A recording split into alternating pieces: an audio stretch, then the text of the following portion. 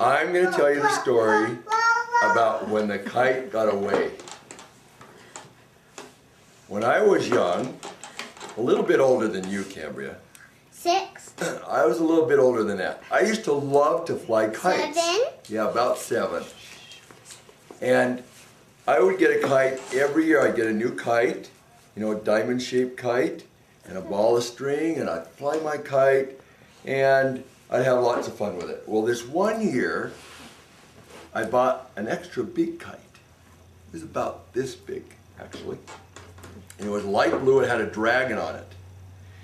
And I got this kite, a new ball of string, and I was flying the kite, and it went up in the air so well, and it flew so well, it caught the wind so well. It was my best kite that I ever had. And it was big, and it was great, and I was having so much fun with it. Well, one day when I came home from school, thanks, Mike, there was a nice, cool breeze blowing, and I thought, this is the perfect day to fly my kite. And so I got my kite out, and I got my sister Annette, Aunt Annie. She went and held my kite for me, and I got the string, and I pulled it, and it flew so well. And I thought, this is great. My kite flies so well. You know, usually when you fly a kite and there's not enough wind, it just flies back down to the earth, you know. Or if there's too much wind, it just goes back and forth, and then it takes a nosedive, clear down to the earth. But it was a perfect day, and it flew so well. And so I thought, I wonder how high my kite can fly. And so I thought, I know what?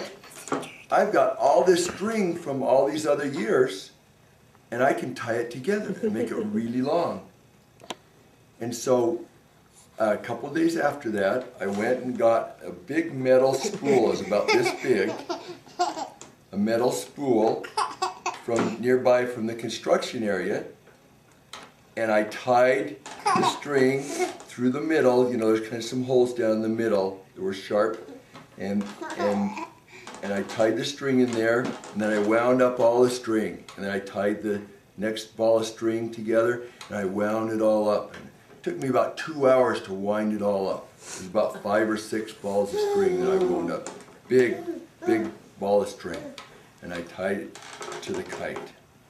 And then the next day, when the wind was blowing so nicely, it was a beautiful blue day. There wasn't a cloud in the sky.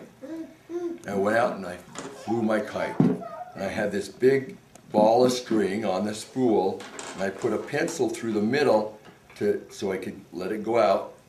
And of course, when it was going up, the wind was pulling it up. And it would go higher and higher. And I thought, this is the perfect day to see how high my kite can fly. And so I went and had the kite going up, and I went past the first knot. And when the first knot went by, I knew it was 100 feet up. And I thought, wow, that's way up there. And I had my thumb on the spool, because I'd learned that from my dad when I went fishing with him. You have to put your thumb on the spool so it doesn't get a knot in the string. And so this kite was pulling on the string, because it was a nice windy day, and the higher it got up there, the more it pulled. And it was just kind of weaving back and forth in the sky, and it was just so great. I was just having such a great time. And it was pulling up higher and higher, and pretty soon it got to the second knot. And sure enough, 200 feet. And I thought, wow, that's way up there. And it kept pulling it higher and higher. In fact, it was pulling it so high that the string, instead of going straight to the kite, it kind of bowed a little bit because the string was so heavy. And the kite was still pulling it up. In fact, as the higher it got, the more it was pulling. I think the wind was blowing harder up there even. And it was going out faster. And the string was going faster, and I was watching the kite, and it was going up there, way up in the sky. And it looked kind of small because it was clear up in the sky. And I was watching it, I thought, boy, wouldn't it be cool to be on the kite, looking down, and looking at all the city, all the little houses, and everybody all over. I thought that would be so cool to be a kite. And I was just sitting there watching it go up, and pretty soon it was 400 feet high, and it was getting to the end of my string, and I thought, boy, this is going to take me a long time to wind all this back up again, because it was going out there a long way. And I was watching the kite, and I was so happy, and it came to the very end of the string, and it was going so fast that you know what happened? That the string hit the end where I tied it onto the spool, and it broke. The end broke right off, and the string just went out, and I was watching my kite, and all of a sudden it goes boom, and I looked down, and I saw that this, my spool was empty, the string was gone, and I looked out, and the string was already moving clear over this way. It was heading right over my house. And so I went running after it, but it was too fast. It was too late. I couldn't get it before it went over the house.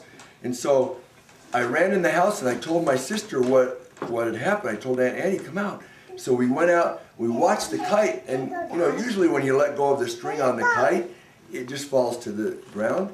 But because there was so much string on this kite, that there was enough weight to counteract the pull on the kite, and so it just kept going up. It didn't fall, it just kept flying. And it was going farther and farther, and so we watched it for several minutes. And the kite kept getting smaller and smaller because it got farther and farther away. We watched, and pretty soon the kite went over the mountain. We couldn't believe it. It looked like it went right over the mountain. It was just this tiny little dot that went over the mountain. And that is the story of the kite that got away.